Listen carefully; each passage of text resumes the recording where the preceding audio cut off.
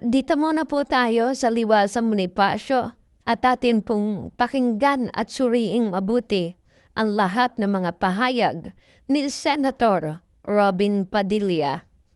May isang thought ko na lang. Kasi alam ko, tapos na tayo eh. Buti nakahabol ako. Ito, pakiusap po. Hindi sa inyo, dahil alam ko, hindi nyo kami iiwan. Gagamitin ko na lang itong oras na to para makiusap sa mga kababayan nating hindi naman nadalan ng maleta, pero nagtutulog-tulugan. Tubig kayo dyan. Iniisa-isa na po kami. Hindi po magtatagal, masushoot na naman ako.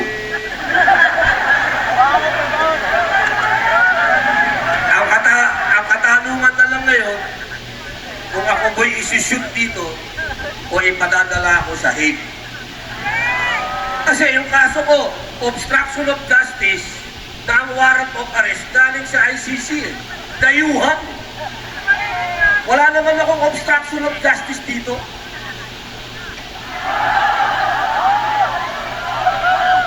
At least, di ba? Nandito tayo sa Liwasang Bonifacio, gumanap akong Bonifacio, at ang kalaban ko, dayuhan!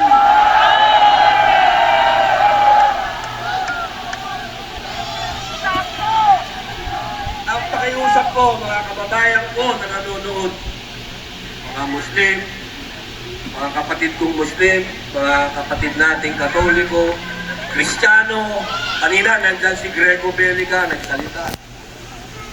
Ang pakiusap ko sa inyo, walang pupuntahan ang bayan natin kung ang mga katulad naming pinapahiwatig sa inyo kung anong katotohanan, ay hahayaan nyo kaming makulong. Saan pupunta ang bayan ito kung yung mga nakikipaglaban para sa katotohanan ay hahayaan nyo makulong?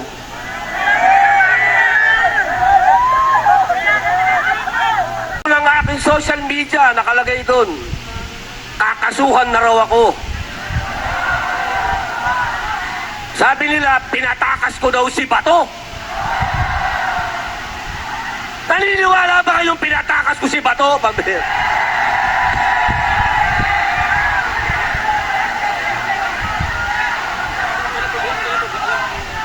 Paano? Pilipinas to, tapos ang warrant of arrest galing dayuhan? Pambihira. Akala ko ba malaya tayo? Tingnan nyo ha, may warrant daw sa ICC. Sabi nila, pero yung Pangulo natin, iniimbita si Putin sa Pilipinas. Eh may warrant of arrest si Putin sa ICC? Ano, pwede na lang ikaso kay Presidente? Di ba ang gulo? Ang gulo nyo!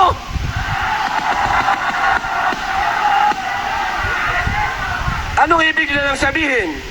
Pag dumating dito si Vladimir Putin, isusurrender nyo rin? Pilipino lang ang kaya nyong isurrender!